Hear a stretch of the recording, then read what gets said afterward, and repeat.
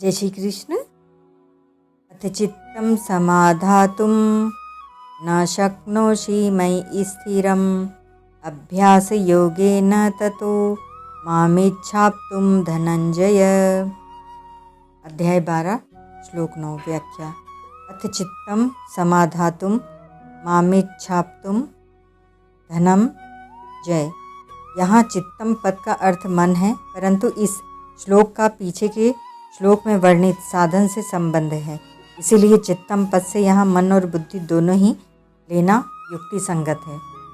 भगवान अर्जुन से कहते हैं कि अगर तू मन बुद्धि को मेरे में अचल भाव से स्थापित करने में अर्थात मेरे अर्पण करने में अपने को असमर्थ मानता है, तो अभ्यास योग के द्वारा मेरे को प्राप्त करने की इच्छा कर। अभ्यास और अभ्यास योग पृथक पृथक है। किसी लक्ष्य पर चित्त को बार बार लगाने का नाम अभ्यास है और समता का नाम योग है। समता रखते हुए अभ्यास करना ही अभ्यास योग कहलाता है। केवल भगवत प्राप्ति के उद्देश्य से किया गया भजन, नाम जप आदि अभ्यास योग है। अभ्यास के साथ योग का संयोग न होने से साधक का उद्देश्य संसार ही रहेगा।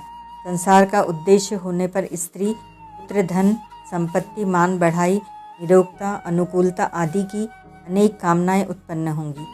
कामना वाले पुरुष की क्रियाओं के उद्देश्य भी कभी पुत्र, कभी धन, कभी मान बढ़ाई आदि भिन्न भिन्न रहेंगे। गीता दूसरे अध्याय का 41वां श्लोक। इसीलिए ऐसे पुरुष की क्रिया में योग नहीं होगा। योग तभी होगा जब क्रिया मात्र का उद्देश्य ध्येय केवल परमात्मा का ही हो। साधक जब भगवत प्राप्ति का उद्देश्य रखकर बार बार नाम जप आदि करने की चेष्टा करता है, तो उसके मन में दूसरे अनेक संकल्प भी पैदा होते रहते हैं। अतः साधक को मेरा ध्येय भगवत प्राप्ति ही है, इस प्रकार की दृढ़ धारणा करके अन्य सब संकल्पों से उपराम हो जाना चाहिए। मामिच्छाप्तुं पदों से भगवान अभ्यास योग को अपनी प्राप्ति का स्वतंत्र साधन बताते हैं। पीछे के श्लोक में भगवान ने अपने में मन बुद्धि अर्पण करने के लिए कहा, अब इस श्लोक में अभ्यास योग के लिए कहते हैं।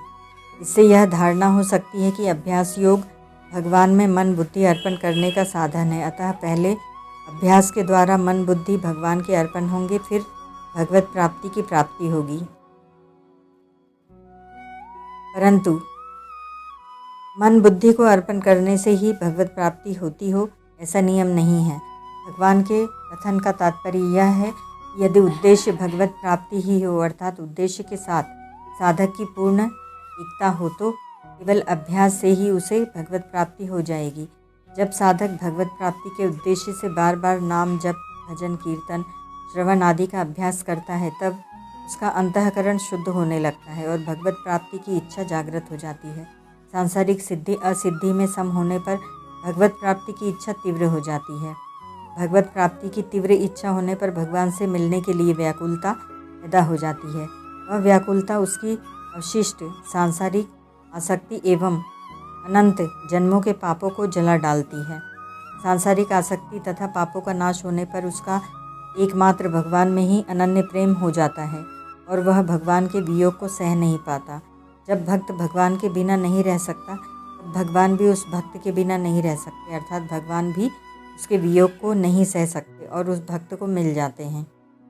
साधक को भगवत प्राप्ति में देरी होने का कारण यही है कि वह भगवान के वियोग को सहन कर रहा है।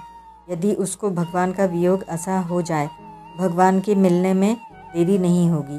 भगवान की देश, काल, वस्तु, व्यक्ति आदि से दूरी है ही नहीं।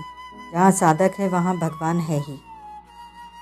भक्त में उत्कंठा की कमी के कारण ही भगवत प्राप्ति में देरी होती है। सांसारिक सुख भोग की इच्छा के कारण ही ऐसी आशा कर ली जाती है कि भगवत प्राप्ति भविष्य में होगी। जब भगवत प्राप्ति के लिए व्याकुलता और तीव्र उत्कंठा होगी, तब सुख भोग की इच्छा का स्वतः नाश हो जाएगा और वर्तमान में भी भगवत प्राप्ति हो जाएगी।